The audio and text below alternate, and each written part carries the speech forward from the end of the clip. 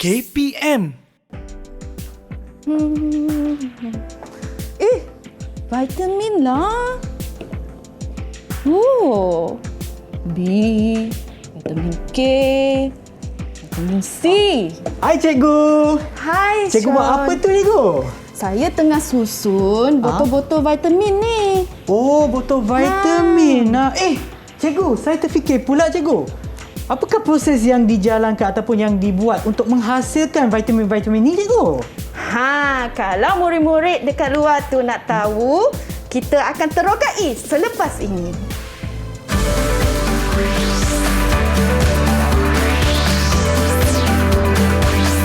Didik TV KPM.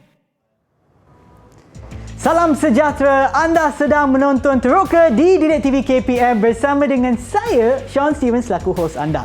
Dan sebelum kita teruskan lagi, saya ingatkan kepada anda semua untuk sentiasa mengikut SOP yang ditetapkan bagi memutus rantaian penularan COVID-19 seperti memakai pelitup muka, kerap cuci tangan dengan air dan sabun, pakailah hand sanitizer ataupun gel pembasmi kuman untuk sentiasa memastikan tangan anda bersih. Dan apabila keluar daripada rumah tu, pastikan keluar daripada rumah hanya untuk urusan penting. Tapi nak keluar tu, pastikan jarak di antara satu sama lain tidak kurang daripada 1 meter. Dan untuk hari ini, ya, kita ada seorang cikgu yang anda nampak tadi. Jom kita persilakan Cikgu Tang. Hai cikgu, selamat pagi. Selamat pagi, Sean. Okey cikgu, sebelum kita teruskan, mungkin cikgu boleh kenalkan diri cikgu kepada mereka yang menonton di rumah. Okey, nama Cikgu Tung Suling. Okey, cikgu berkhidmat di SMK Sentul Utama Kuala Lumpur dan sudah berkhidmat sepanjang 14 tahun. Wow. Okey, baiklah cikgu. Dan seterusnya, jom kita berkenalan pula dengan murid kita yang ada dalam talian. Hai semua. Hai. Okey, baiklah. Apa saya akan sebut? Saya akan sebutkan nama anda ya. Sila kenalkan diri anda. Kita mulakan dulu dengan Khairul. Hai, salam sejahtera dan Assalamualaikum. Selamat pagi kepada Cikgu Tung dan juga Abang Sean. Perkenalkan diri, nama saya Muhammad Khairul Irfan bin Abu Said. Boleh panggil saya Irfan. Okey, terima kasih Irfan. Dan seterusnya kita ada Nur Farahana. Assalamualaikum. Hai. Nama diberi Nur Farahana binti Muhammad Dahri. Boleh panggil saya Farhana. Selamat berkenalan. Selamat berkenalan. Terima kasih Farhana. Seterusnya kita ada Kuhan. Hai, selamat sejahtera. Nama saya selamat sejahtera kepada Puan Tung dan Abang Sean. Nama saya Kuhan Raj. Boleh panggil saya Kuhan. Okey, terima kasih. Kita juga ada Saliha. Selamat sejahtera kepada Cikgu Tung dan Abang Sean. Nama saya Saleha. Boleh panggil saya Saleha. Hai, selamat berkenalan. Terima kasih Saliha. Kita juga ada Wong Chun Hao. Selamat sejahtera Abang Sean dan Puan Tong. Nama saya Wong Chun Ho. Abang dan cikgu boleh panggil saya Wong. Okey, terima kasih Wong. Kita juga ada seorang lagi, Sakina.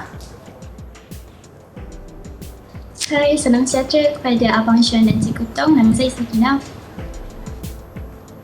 Okey, terima kasih Sakina. Tinggal lagi seorang ke ataupun kita dah berkenalan dengan semua? Okey, rasanya kan lagi seorang ialah Saliha. Saliha sudah ke? Semua sudah? Okey, baiklah. Ingatkan ada 7 pelajar, 7 murid ni, tapi sebenarnya kita ada 6 saja ya. Okey, baiklah, kita dah berkenalan dengan murid kita. Sebenarnya cikgu, saya masih tunggu soalan ataupun jawapan daripada cikgu. Bagaimanakah ataupun apakah proses yang dijalankan untuk menghasilkan vitamin-vitamin yang ada di hadapan kita, cikgu? Baiklah. Murid-murid, okey, cuba teka. Okey, proses apa yang kita perlukan untuk menghasilkan vitamin-vitamin kat depan ni? Siapa boleh cuba jawab? Ada tak? Okey. Ya. Cikgu. Proses redox ke? Ya, okey. Pandailah. Bagus, Pandailah betul language cikgu. Cikgu ni. Ya, betul. Kita balas redox. Okey, so Ya. itulah yang kita akan terokai hari ini. Okey. Baiklah cikgu, dan sebelum kita teruskan dengan lebih mendalam lagi, mungkin cikgu boleh sebutkan juga apakah hasil pembelajaran kita, cikgu? Alright. Now, standard pembelajaran kita pada pagi ini ialah pengoksidaan dan penurunan. Dan hasil pembelajaran kita ada 3 pagi ini. Yang pertama ialah memerihalkan tindak balas redox melalui aktiviti. Yang kedua, menerangkan tindak balas redox berdasarkan perubahan nombor pengoksidaan. Dan yang ketiga, mengkaji tindak balas penyesaran sebagai satu tindak balas redox. Oh, okey. Tindak balas redox. Saya sebenarnya nak tahu pun saya tak beberapa pasti apa maksudnya tindak balas redox. Sekiranya anda nak tahu juga, jangan ke mana-mana. Kita akan berehat seketika dan kembali semula ke Teroka di Didik TV KPM.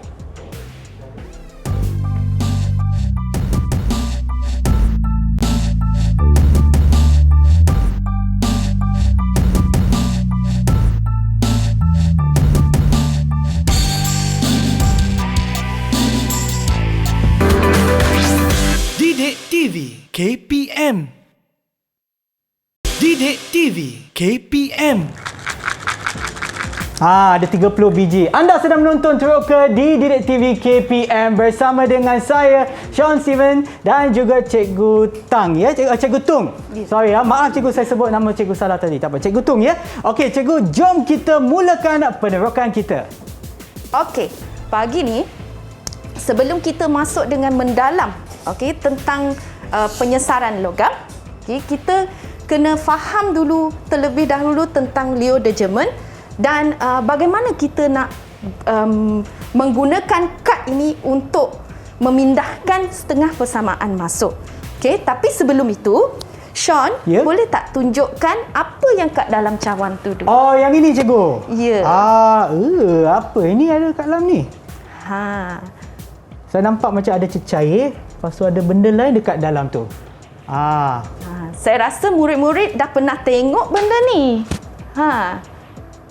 Okey, so sebenarnya inilah eksperimen untuk bahagian pertama kita hari ini, iaitu penyesaran logam. Okey, sekarang kita akan masuk dulu bagaimana kita hendak menggunakan kad Leo de German. Okey. Kalau kita tengok di situ, ada 5 langkah. Okey, Cikgu. Okey, langkah pertama. Sean, sila Saya baca. bacakan, Cikgu. Ya. Langkah pertama adalah kenal pasti arah anak panah. Maksudnya ialah apabila kita dah ada persamaan kimia, kita kena pastikan kita ada setengah persamaan terlebih dahulu. Okey. Right? Dan kita kena kenal pasti arah anak panahnya dulu. Right? Okey. Nah, langkah yang kedua pula. Langkah yang kedua adalah tulis setengah persamaan. Now, bila kita nak tulis setengah persamaan, kita hendaklah pastikan kedudukan elektron itu betul.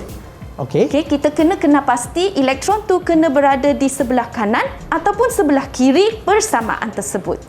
Nah, langkah yang ketiga. Langkah yang ketiga, Cikgu, adalah pindahkan persamaan pada kad. Okey, sekarang kita akan pindahkan persamaan ni pada kad tersebut.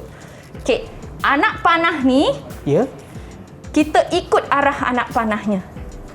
Maknanya sama macam tadilah yang 2I negatif. Yalah yang inilah itu. Ya. Okey. Betul tu. Okey. Kita buka. Okey. Now, saya rasa pelajar-pelajar dah siap dah buat benda ni dekat rumah kan? Mereka pun ada jadual Leo de German ya ke? Ya, murid-murid dah siap kan? Betul tak? Ada tak? Mungkin anda boleh tunjukkan di hadapan kamera anda. Okey, semuanya ada. Walaupun berbeza tapi fungsinya samalah, Cikgu. Ya, cantik dia orang buat. Wow. Okey. Okey. Nah, sekarang macam mana kita nak menggunakan kad ini pula? Ya. Right? Nah, dari kad ni sebenarnya Leo de German ni maksudnya, okey, kita cuma memendekkan sahaja Leo de German ni, okey, supaya dia senang hafal. Baik. Okey. Loses elektron. Loses elektron tu maksudnya kita menderma elektron. Okey. Oxidation. O untuk oxidation iaitu proses pengoksidaan. Ya. German pula, gains maksudnya menerima elektron. Okey. Reduction ataupun proses penurunan. Okey. So sekarang ni untuk setiap setengah persamaan tu kita hendak menentukan sama ada dia melalui proses pengoksidaan atau penurunan. Okey? Okey. Tadi kita dah memindahkan persamaan setengah ni pada kad Leo de German kan? Okey, baik. Ya. Okey. Sekarang kita akan pergi tengok kepada langkah yang keempat pula. Okey, langkah yang keempat adalah tutupkan bahagian anak panah. Okey, so bila kita dah tutupkan bahagian anak panah ni, Ya, cikgu. okey, kita nak cari jawapan sama ada setengah persamaan ini adalah pengoksidaan atau penurunan. Okey. Bahagian yang ada elektron tu, kita kena tutupkan dia. Okey. Okey? Dan bila kita angkat ni, tada, jawapannya kat sini. Loses electron oxidation. Okey. Maksudnya setengah persamaan ini Ya. melalui proses pengoksidaan. Oh, maknanya kad yang ni, Leo the German ni adalah untuk menentukan sama ada ia adalah tindak balas ataupun mengalami pengoksidaan ataupun penurunan ke cikgu? Ya, betul. Sebab itulah ada macam tadi loses ataupun menderma, electron oxidation. Ini semua maksudnya lah cikgu. Ya. Okey. Ya. Nah, untuk soalan jenis ni, Ya. kita akan rujuk pada jadual Epicure pula. Jadual Okey. Epicure, apa tu cikgu? Ya. Jadual Epicure ini ialah EP, maksudnya ialah sama ada dia elektropositif ataupun elektronegatif. Ya. Okey, P yang kedua ialah pemerhatian. Okey, EQ ialah setengah persamaan. O untuk oxidation ataupun tindak balas pengoksidaan, dan R ialah untuk tindak balas penurunan. Okey, so mari kita tengok berdasarkan pemerhatian eksperimen yang kita buat tadi tu. Okey. Ya, yang inilah dalam cawan tadi kan cikgu? Ya. Okey. Kita akan terokai macam mana kita hendak menggunakan jadual Epicure ini. Okey, baik. Right? Now, murid-murid, kalau kita tengok pemerhatian tadi, kita boleh nampak logam yang lebih elektropositif ialah yang mana satu? Kalau kita dah belajar dari segi inotnya, nilai inot. Siapa yang boleh cuba jawab?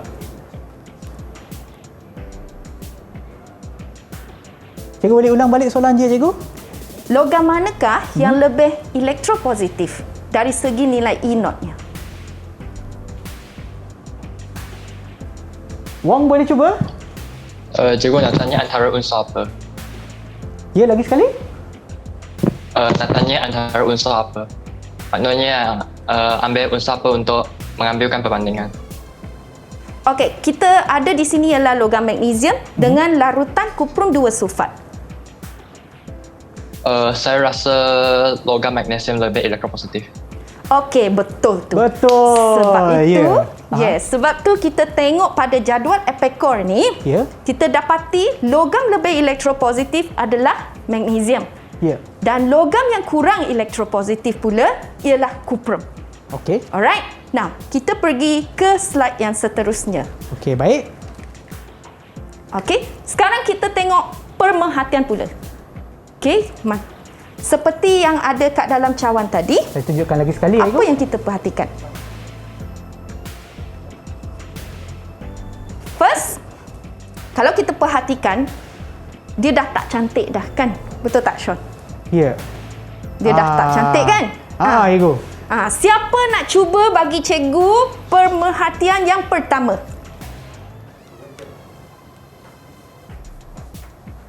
Saya boleh cikgu. Ya, boleh cuba Irfan. Pemerhatian yang pertama, kita dapat lihatkan bahawa larutan biru kuprum 2 nitrat menjadi tidak berwarna ataupun semakin pudar. Ya, betul tu Irfan. Okey. Nah, yang kedua pula, kalau kita tengok ada saki baki yang kotor-kotor dekat tepi cawan tu. Betul tak, Sean? Tunjuk betul, dengan cikgu. dia orang lagi. Saya tunjukkan lagi sekali, cikgu. Ya. Dekat bawah ni. Okey. Yang bahagian tepi dia cikgu, macam ada macam warna, tak tahu lah, warna coklat ke apa yang tu. Ya. So, pemerhatian yang kedua, siapa nak cuba pula? Saya cikgu. Yes, go ahead. Enapan perang terbentuk di dasar tabung didih. So, enapan perang tu, apakah enapan perang itu? Siapa nak cuba pula sekarang? Salihah? Pejar kupram ke cikgu? Betul. Dia pepejar kuprum. Okey, Alright? ya. Now, dan ada satu lagi pemerhatian kat situ, iaitu pemerhatian yang ketiga. Okey, apa yang terjadi? Oh, sebenarnya itu ialah nantilah kita tengok apa yang pelajar akan kata tentang pemerhatian yang ketiga pula. Sakinah nak cuba?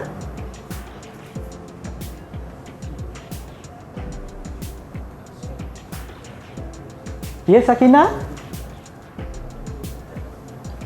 Cikgu tak pastilah. Oh, tak pasti, tak apa. Mungkin ada di antara kawan anda yang boleh membantu anda untuk pemerhatian yang ketiga, ya ke? Ya. Mungkin saya tahu apa dia. Kurang ke nak cuba? Saya. Oh, Khairul. Ya, Khairul. Saya rasa dan saya pasti pemerhatian yang terakhir ialah kepingan zinc menjadi kecil.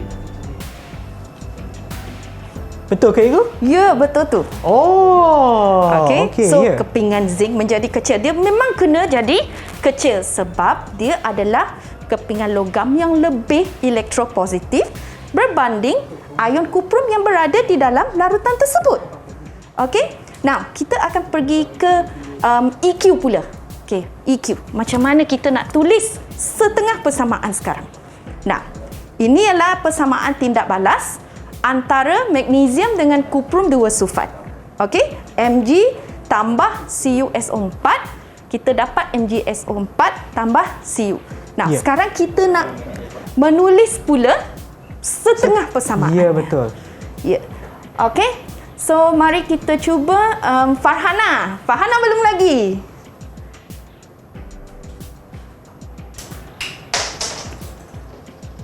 Ya, Farhana.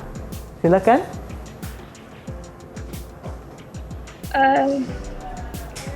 Saya tak pastilah, cikgu. Okey.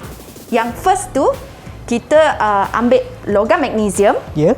Okey, lepas tu anak panah, kita dapat Mg2+ tambah 2 elektron. Kenapa Okey, sebab magnesium ni adalah satu logam.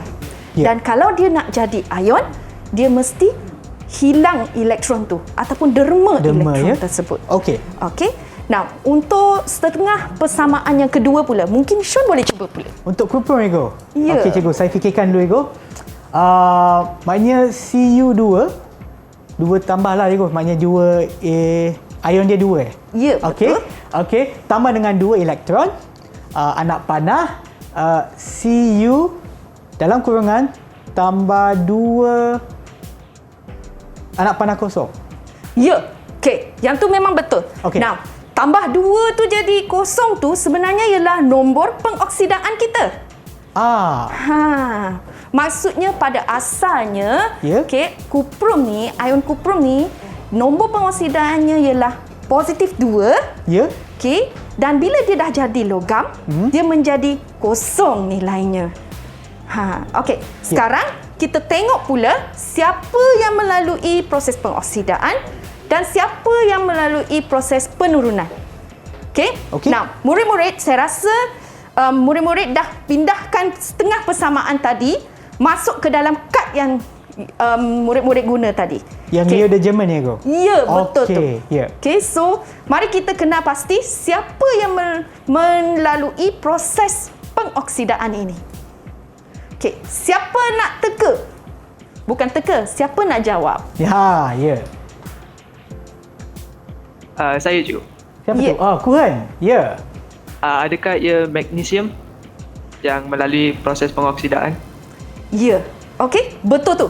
Okey, kenapa? Kenapa magnesium? Sebab kalau kita pindah ke sini, alright, magnesium ni, Mg ni akan dan arrowhead dia jadi dekat tengah. Mg2+ tambah 2 elektron, kita cover kat sini, kita naik kat sebelah satu lagi, kita dapat loses electron oxidation. Okey, adalah proses pengoksidaan lah itu? Ya, betul tu. Okey. So, kalau magnesium dah jadi proses pengoksidaan, kawannya yang satu lagi memang proses penurunan. Memang dua-dua tak boleh yang sama lah, cikgu? Ya, sebab tu kita panggil apabila dua tindak balas ini berlaku pada masa yang sama, dia dipanggil tindak balas apa? Redox.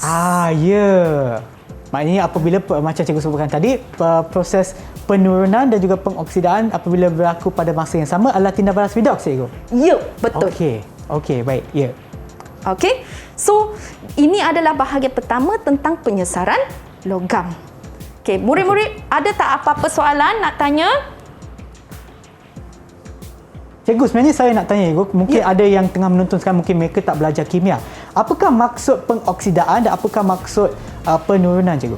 Okey, pengoksidaan ni dia selalunya dia berlaku, tindak balas ini berlaku apabila sesuatu tindak balas tu mendapat oksigen, ataupun dia kehilangan atau menderma elektron. Ya.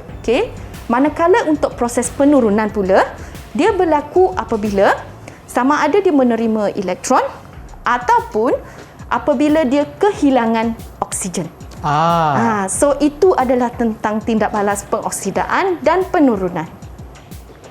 Okey, baiklah cikgu. Dan untuk ni adalah bukan pengoksidaan tapi tindakan tindak balas redox berkenaan dengan bahan logam kan cikgu? Ya, betul tu. Tetapi terdapat juga tindak balas redox untuk bahan bukan logam kan cikgu? Ya, ada betul. juga. Okey, tetapi sebelum kita sebutkan apakah bahan tersebut, kalau anda nak tahu jangan ke mana-mana, kita akan kembali selepas ini di Teroka Didik TV KPM.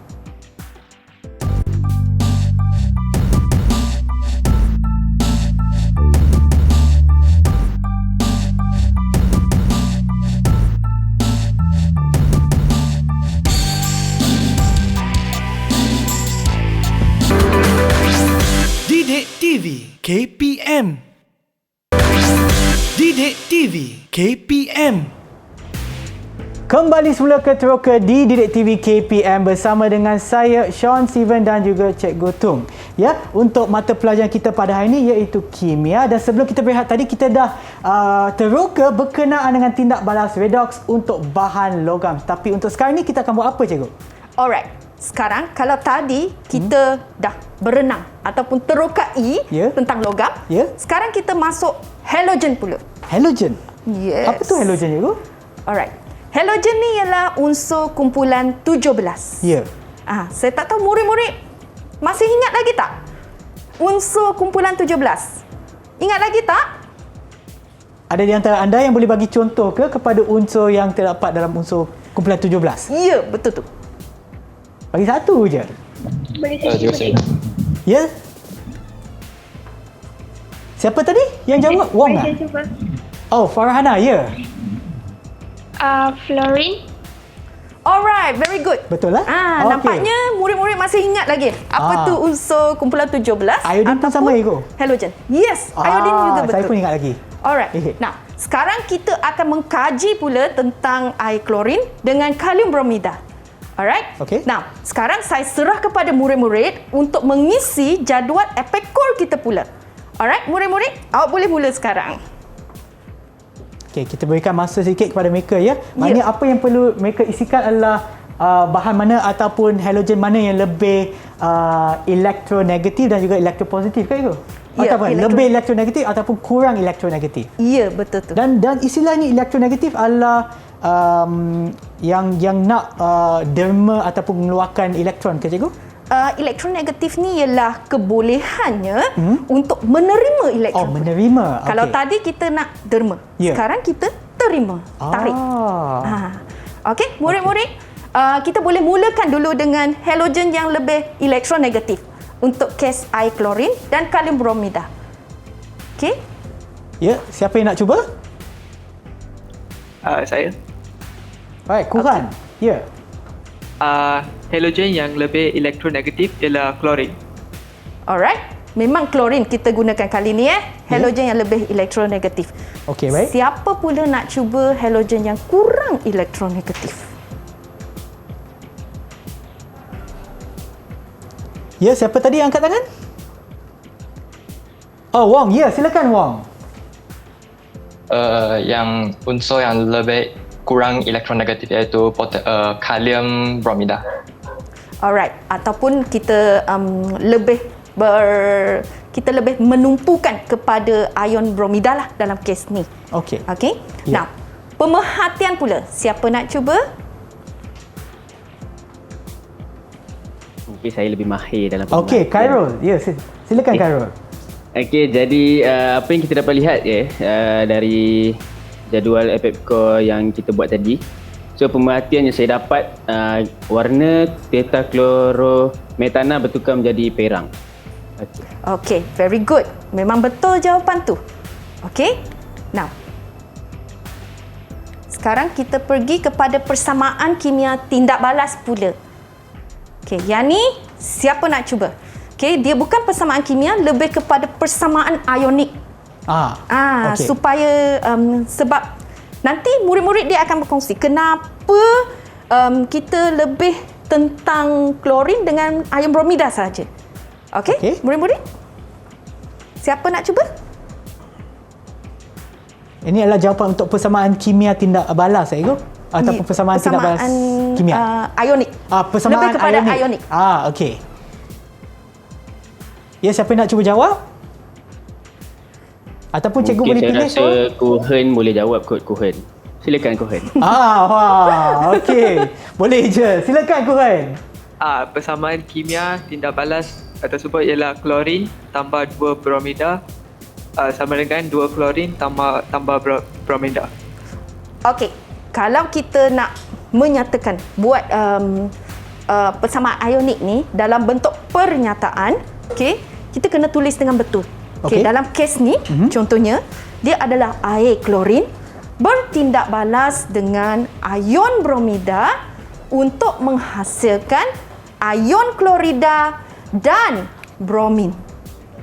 Okey? Itu caranya untuk menerangkan sebenarnya. Okey. Faham tak? Faham?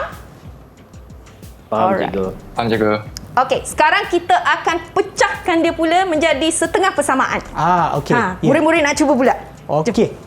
Mungkin kita boleh pilih dah cikgu terus. Ya. Macam tadi saya rasa macam Salihah macam senyap je. Salihah boleh tolong jawab tak? Boleh Salihah? Untuk bromin. Ya, silakan. Untuk bromin, 2 Br- sama dengan R2 plus 2E. Okey. Bukan sama dengan, sekali lagi, menghasilkan. So itu adalah betul lah setengah persamaannya, iaitu 2 mol ion bromida menghasilkan Br2 tambah 2 elektron. So dalam kes ni, apa yang kita boleh katakan tentang persamaan setengah persamaan ini? Mungkin Syam boleh baca yang dalam kurungan tu. Okey, maknanya daripada jadual yang saya nampak cikgu, dia bromin ni kehilangan elektron. Yes, betul. Okey, siapa nak cuba kehilangan elektron tu sebenarnya adalah tindak balas siapa pula? Murid-murid? Bila ion bromida tu hilang elektron, dia sebenarnya adalah tindak balas apa? Murid-murid. Ya, Kuhan. Adakah ia pengoksidaan? Yes, very good. Okay. Betul. Baik, tepat sekali ya. Sebab dia hilang elektron kan cikgu? Ya, nampaknya dia orang sangat faham ini kan. Okay. Now, next kita tengok untuk persamaan setengah persamaan yang kedua pula. Okay, mungkin Farhana nak cuba? Boleh cikgu. Ya. Cl2 tambah 2 elektron menghasilkan 2 Cl. Okey, ion klorida Cl minus Farhana. Okey, now untuk kes Cl2 pula, kes ni dia kehilangan ataupun menerima elektron. Cikgu, saya nak tanya Sakinah boleh? Sebab dia serius sangat, cikgu. Saya rasa dia tahu jawapan dia. Boleh. Baru senyum. Okey, yes. Sakinah, silakan. Apakah jawapan anda? Kehilangan ataupun penerimaan elektron? Dia terima elektron. So kalau dia terima elektron, dia tindak balas apa? Penurunan sebab gains electron reduction. Yes, very good. Ini adalah daripada jadual tadi kan, Leo de German. Ya. So maksudnya Leo de German ni dia memang penting sebagai petunjuk kepada jadual Epepcore ni sebenarnya. Ya. Alright. Nah, sekarang so kita dah kenali siapa yang melalui tindak balas pengoksidaan dan bahan kimia yang mana yang dah melalui tindak balas penurunan. Kita nak kenal pasti ejennya pula. Ejen. 007 ke? Bukan? Ini ejen lain lah. Ini ejen lain. Okey, ya. So dia terbalik sebenarnya. Okey. Kalau sesuatu bahan kimia tu dia melalui tindak balas pengoksidaan, Ya. maka dia adalah ejen penurunan.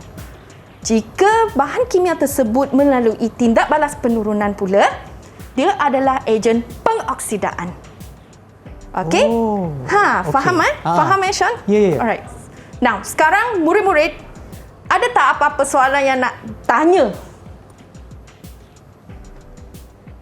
Ya, Wang. Tadi nampak macam nak tanya je. Ha.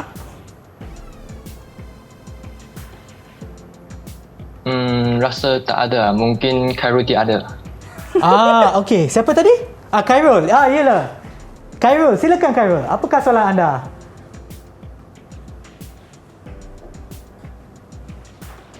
Okey, soalan saya, Ya.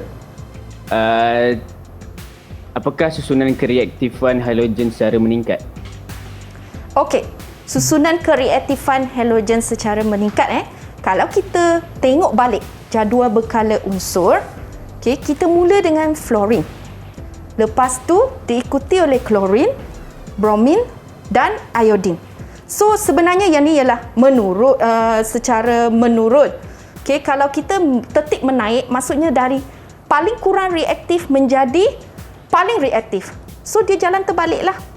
Okey, maksudnya mula dari iodin, diikuti oleh bromin, lepas tu klorin dan fluorine. Maksudnya fluorine paling reaktif. Okey? Okey, cikgu, sebenarnya saya ada lagi satu soalan, cikgu. Ya. Okey, berdasarkan tindak balas redox yang cikgu dah terangkan tadi untuk halogen, cikgu, ada tak contoh lain yang kita gunakan dalam kehidupan seharian kita, cikgu, yang kita boleh kaitkan? Alright. Untuk kes tindak balas redox ni, okay, sebenarnya kita boleh guna untuk bila kita diberi soalan seperti pemindahan elektron melalui satu jarak. Okey. Tube U bukan YouTube Itu yang lain lah. Ini adalah tube U. Ya. Tube yang berbentuk U lah. Ya. Okey, ya. Tube U, okey, itu satu contoh. Okey. Dan juga dia mengaplikasikan penggunaan Liodegerman. So Liodegerman ni sebenarnya sangat membantulah, Sean. Ya, cikgu. Oh, okey. So, murid-murid, ada apa-apa tak soalan? Cikgu, Ya. apa contoh lain ejen pengoksidaan? Okey, seperti yang cikgu kata tadi, okey, contoh-contoh yang kita bincang pada hari ini adalah tentang penyesaran logam. Kita pun berbincang tentang penyesaran halogen, kan? Ya, betul. So, kita pun boleh menggunakan pengaplikasian ni dari sudut pengaratan. Okey, pengaratan sebab pengaratan adalah salah satu tindak balas redox. Oh, ya ke? Maknanya berlakunya penurunan dan juga pengoksidaan pada benda yang berkarat, cikgu? Yes, pada masa yang sama dia berlaku. Ingatkan dia hanya pengoksidaan saja sebab berkarat, kan? Ya. Oh, tapi dua-dua. Even masa kita bernafas. Bila okey. kita bernafas, Aha. pengoksidaan dan penurunan sedang berlaku pada masa yang sama. Oh. Ya. Maknanya pernafasan pun dikira sebagai tindak balas redox saja. Ya, betul tu. Oh, okey. Cuma sebab kita belajar kimia, banyak tindak balas yang kita sedang menyentuh ni adalah berkaitan dengan bahan kimia. Ya. Ya, sebab itulah dia kimia. Yelah. Dan untuk hari ini macam cikgu sebutkan tadi, pernafasan tu juga merupakan salah satu tindak balas redox, cikgu. Kita pula merentas kurikulum bukan saja untuk kimia tetapi juga untuk biologi, ya, cikgu? Ya, betul. Sebab tu kita ada respirasi, fotosintesis, kan? Ya. Juga melibatkan tindak balas redox. Wow, sangat-sangat menarik, cikgu. Lepas tu yang sebenarnya saya nak tanya, ya. Terlupa pula soalan saya. Tak apa, cikgu. Saya rasa untuk sekarang kita dah teruka banyak benda. Yang pertama tadi kita dah teruka berkenaan dengan tindak balas redox untuk bahan logam, kan, cikgu? Dan yang untuk ni pula adalah untuk bahan halogen. Ya, betul tu. Okey, dan saya rasa sebelum kita teruskan lagi, kita akan berehat seketika dan kembali semula ke Teroka di Didik TV KPM. Didik TV KPM. Didik TV KPM. Kembali semula ke Teroka di Didik TV KPM bersama dengan saya Sean Steven dan juga Cikgu Tung ya. Untuk mata pelajaran kita pada hari ini iaitu kimia. Hari ini kita dah belajar berkenaan dengan tindak balas redox di mana ia melibatkan tindak balas pengoksidaan dan juga tindak balas penurunan. Ya. Cikgu, tadi cikgu ada sebutkan satu istilah yang saya tak berapa faham iaitu bukan penurunan, lagi satu yang cikgu sebut penyesaran. Ya. Yang tu sebenarnya maksudnya apa, cikgu? Okey. Sebenarnya proses penyesaran ni mungkin kita boleh serah dengan murid-murid. Tengok dia orang cuba. Okey. Siapa yang boleh terangkan apakah maksud penyesaran ataupun tindak balas penyesaran, Kak Cikgu? Ya. Okey. Ada yang pandai ni. Mereka malu-malu je. Okey, mungkin kita boleh pilih. Saya nampak Khairul tengah senyum, Cikgu, dari tadi. Mungkin Khairul tahu jawapannya. Ya, Khairul. Saya tidak berapa pasti dengan penyesaran ni. Mungkin kawan saya iaitu Wong boleh tolong jawabkan. Terima kasih. Okey, ya, silakan Wong. Cikgu memang pandai serah-serah soalan, Cikgu. Bagus. Okey, Wong, silakan Wong. Dia orang memang pandai buat kerja ni. Okey. Jadi bagi pengenalan saya, ni penyesaran logam ini yang bagi satu contoh lah, macam satu logam yang bercharge positif, yang bercharge positif kalau dia dah menjalankan reaksi. Jadi logam ini dia akan gantikan logam yang macam kalau katakan logam ini bercharge elektropositif, dia akan gantikan yang bercharge elektropositif. Macam pergantian antara sama lain. Okey, betul ke jawapan Wong tadi? Okey, boleh diterima. Okay. Apakah jawapannya betul ataupun nak bagi peluang kepada yang lain untuk cuba? Ada tak yang nak cuba untuk menyempurnakan jawapan tersebut? Ya. Mari kita pilih, Sean. Okey, nak pilih siapa? Saya rasa saya pilih Farhana, tahu ke? Apakah Farhana jawapan yang dikatakan komplit? Yes. Boleh komplitkan sedikit, bagi dia lebih lengkap lagi. Lengkapkan. Supaya jawapan tersebut. Murid-murid kat luar tu dia lagi faham apakah penyesaran ni sebenarnya. Mungkin penyesaran adalah bahan yang bercas negatif ke bahan yang bercas positif. Betul tak, Cikgu? Okey, sebenarnya kan kalau kita nak terangkan dengan lebih lanjut, tindak balas penyesaran ni, sebenarnya Wong dia telah menjawab dengan lebih tepat lah jawapannya. Okey, Farhana, jangan risaulah, kita nak betulkan jawapan bersama-sama. So kita teroka sama-sama, kan, Cikgu? Ya, kita nak terokai benda ni sebab dia mungkin adalah benda yang baru untuk pelajar murid-murid di luar sana. So penyesaran ni sebenarnya untuk penyesaran logam adalah keadaan di mana logam yang lebih elektropositif, dia macam menarik keluar logam yang kurang elektropositif daripada larutan aqueousnya. Maksudnya, larutan aqueous tu contoh yang kita guna hari ini iaitu larutan kuprum 2 sulfat, kan? Yang ini, Cikgu, yang warna biru ni. Okey. Cantik kan? Warna biru saya tu. Saya angkat sikit. Okey, yang inilah. Cantik kan? Okey. Now, kita nak ambil keluar. Kita nak ekstrak keluar logam itu daripada larutan ni. Sebab kadang-kadang kita memerlukan logam tersebut. So kita ekstrak keluar, kita perlu logam yang lebih elektropositif berbanding ion logam yang berada di dalam larutan aqueous itu. Dan kalau sebenarnya lanjutanlah daripada pengoksidaan dan penurunan ni adalah pada siri elektrod piawai kita. Apa tu dia ada satu lagi iaitu subtopik yang kedua yang menentuh tentang standard electrode potential ataupun keupayaan elektrod piawai. Siri keupayaan elektrod piawai ataupun saya lebih suka memendekkan dia kepada SCAP. Yes, SCAP. Dia adalah satu siri di mana kita boleh mengenal pasti sama ada logam tersebut lebih elektropositif ataupun kurang elektropositif. Sebab sebenarnya apa yang kita belajar pada bahagian pertama iaitu pada hari ini, okey, kita terokailah, okey, sebenarnya kita kena kukuh dari segi asasnya, iaitu kita kena tahu bahawa loses electron oxidation. Maksudnya bila kita menyingkirkan elektron, dia adalah proses pengoksidaan, okey, dan gains electron reduction iaitu menerima elektron penurunan. Okay, so bila dia menyingkirkan elektron, maksudnya dia semakin negatif.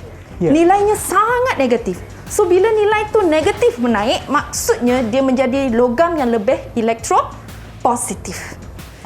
Ya cikgu. Dan sebenarnya balik semula kepada apa yang cikgu sebutkan tadi, loses electron oxidation kan, itu adalah LEO ataupun sebahagian daripada jadual Leo de German kan cikgu? Ya, betul. Sebenarnya saya nak tanya cikgu sebenarnya yang jadual ni memang ada dalam buku teks ataupun ini adalah ciptaan cikgu untuk memberikan peluang kepada pelajar kita untuk lebih memahami topik kita hari ini cikgu? Sebenarnya ini adalah inovasi saya, okay, supaya dia menyenangkan lagi pelajar untuk memahami proses pengoksidaan dan penurunan. Dan let's say lah, okay, masa peperiksaan mungkin ada pelajar yang tiba-tiba blank. Tapi kalau dia ingat Leo de German, dia masih mampu menjawab soalan yang berkaitan dengan setengah persamaan. Cikgu, saya tunjukkan lagi sekali lah. Kat bawah ni kita dah simpan dah. Maksudnya yang tadi cikgu, yang cikgu sebutkan tadi, loses electron, bermaksud oxidation ataupun yang menghilangkan elektron adalah pengoksidaan. Macam cikgu dah tunjukkan tadi lah, kita ulang balik lah cikgu, kita imbas semula apa yang kita dah belajar, loses electrons yang merupakan oxidation ataupun pengoksidaan. Ya, betul. Okey, dan ini juga mengikut panduan cikgu tadi adalah mengikut anak panah tadilah, di manakah elektron tersebut lah. Sekiranya elektron adalah di sebelah kiri, ya. Sini kiri. Betul lah, sebelah kiri kan, maknanya kita tutup bahagian tu untuk melihat pula tindak balas yang betul. Yes, itulah jawapan dia lah sebenarnya. Okey, dan sekiranya yang ni sebab elektron di sebelah kiri, kita sebenarnya kalau elektron di sebelah kanan, kita tutup bahagian ni pula. Ya, betul tu. Sebab anak panah tu bagaikan panduan. Ya. Dan kita buka sebelah sini, G tu bermaksud apa itu? G adalah gains elektron, yang bermaksud adalah reduction ataupun penurunan. Maknanya yang ni kepada mereka yang ada di rumah ataupun mereka yang saya rasa yang ada dalam talian, memang mereka dah tahu dah untuk menggunakan jadual ni. Jadi saya rasa kepada mereka yang menonton di rumah tu, boleh pun menggunakan jadual ni untuk lebih memahami bagaimana untuk kita menentukan sama ada itu adalah tindak balas penurunan, iaitu di sebelah sini kan, reduction kan cikgu? Yes. Ataupun tindak balas pengoksidaan. Ya, Saya rasa sangat-sangat berguna cikgu, memang kita dah guna dah untuk hari ini kan cikgu? Ya, betul. Okey. Dan saya rasa sebelum kita mengakhiri penerakan kita pada hari ini, mungkin saya boleh tanya mermaid kita yang ada dalam talian kali ini, mungkin mereka tak boleh, janganlah serahkan soalan kepada orang lain pula, sebab yang ini saya nak tanya kepada anda semua. Apakah yang anda dapat daripada penerakan kita hari ini? Siapa nak cuba? Atau nak mulakan dengan siapa cikgu? Farhana? Mungkin Farhana mula dulu. Dapat mengetahui bahawa logam yang lebih elektropositif boleh menyesarkan logam yang kurang elektronegatif. Okey, betul. Kurang positif. Ya, betul tu. Manakala halogen yang lebih elektronegatif boleh menyesarkan halogen yang kurang elektronegatif. Ya, betul tu. Okey, kesimpulan yang kedua pula. Ya. Mungkin Wong. Ya, silakan Wong. Okey. Jadi saya dapat menerokai kunci utama kepada penentuan redox iaitu melalui Leo de German. Okey, terima kasih Wong. Dan seterusnya mungkin kita boleh tanya Khairul, apa yang anda dapat daripada penerakan kita hari ini? Okey, yang saya dapat pada penerakan kita pada hari ini, untuk redox berlaku, tindak balas pengoksidaan dan penurunan haruslah berlaku pada masa yang sama. Okey. Saya rasa itu adalah salah satu topik ataupun poin yang sangat penting untuk hari ini. Untuk hari ini sebab kita dah teroka berkenaan dengan tindak balas redox, cikgu. Ya. Dan sebelum kita berakhir pula, apakah rumusan daripada cikgu pula? Okey, so sebenarnya penggunaan jadual Epicor ni dia boleh membantu pelajar murid-murid di luar sana untuk memahami satu soalan struktur penuh sebenarnya. Jadi dan Leo de Germany, kad Leo de Germany sebenarnya dia membantu dari segi penentuan tindak balas, jenis tindak balas apabila dia berkaitan dengan setengah persamaan.